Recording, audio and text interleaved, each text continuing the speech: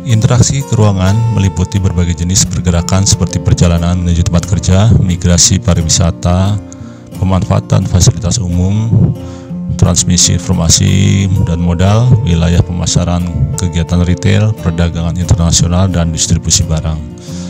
Semua bentuk interaksi tersebut berdampak pada adanya perubahan. Jika banyak orang dengan berbagai kepentingan selalu datang pada suatu tempat, maka tempat yang dituju akan berkembang menjadi pusat kegiatan manusia, atau sering disebut kota. Jadi pergerakan orang sebagai bentuk interaksi keruangan menimbulkan perubahan. Berbagai perubahan akibat interaksi keruangan diantaranya adalah: yang pertama adalah berkembangnya pusat-pusat pertumbuhan. Pergerakan orang, barang, dan jasa pada suatu lokasi tertentu akan menimbulkan pemusatan aktivitas manusia pada lokasi tujuan. Pemusatan aktivitas penduduk tersebut kemudian membentuk daerah perkotaan. Daerah perkotaan merupakan pusat pertumbuhan suatu wilayah karena sebagian besar aktivitas terkonsentrasi di wilayah perkotaan. Kemudian perubahan penggunaan lahan. Aktivitas penduduk yang meningkat pada akhirnya akan memerlukan lahan untuk menampung aktivitas tersebut. Semakin banyak penduduk yang datang pada suatu kota akan disertai dengan kebutuhan tempat tinggal. Akibatnya terjadi alih fungsi lahan dari lahan pertanian menjadi pemukiman. Hal yang sama juga terjadi pada industri, perdagangan, jasa, dan lainnya yang memerlukan lahan untuk menampung aktivitasnya.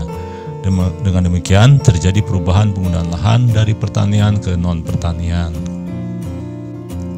Perubahan selanjutnya adalah perubahan orientasi mata pencaharian. Interaksi spasial umumnya terjadi karena adanya kepentingan ekonomi, khususnya berkaitan dengan pekerjaan. Daerah yang menjadi tujuan pergerakan penduduk akan dihuni oleh mereka yang memiliki pekerjaan yang beragam. Jenis pekerjaan juga berkembang karena adanya kebutuhan akan barang dan jasa yang semakin beragam.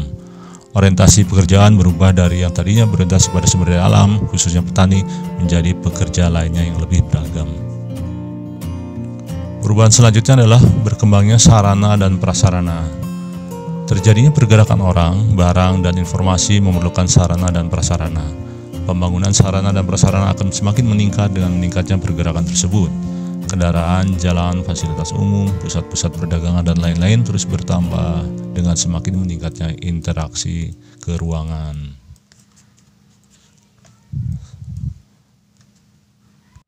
Selanjutnya adalah adanya perubahan sosial dan budaya.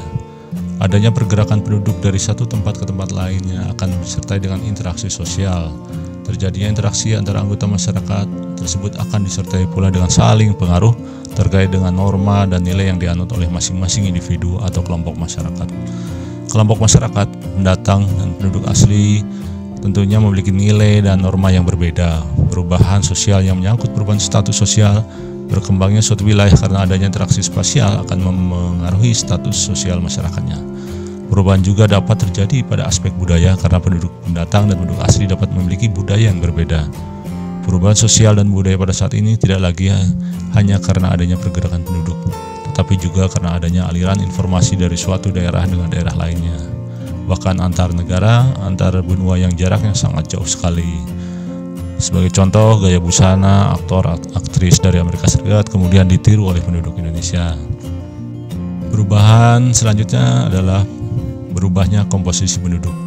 Interaksi keruangan dalam bentuk pergerakan orang akan menimbulkan konsentrasi penduduk dalam suatu wilayah.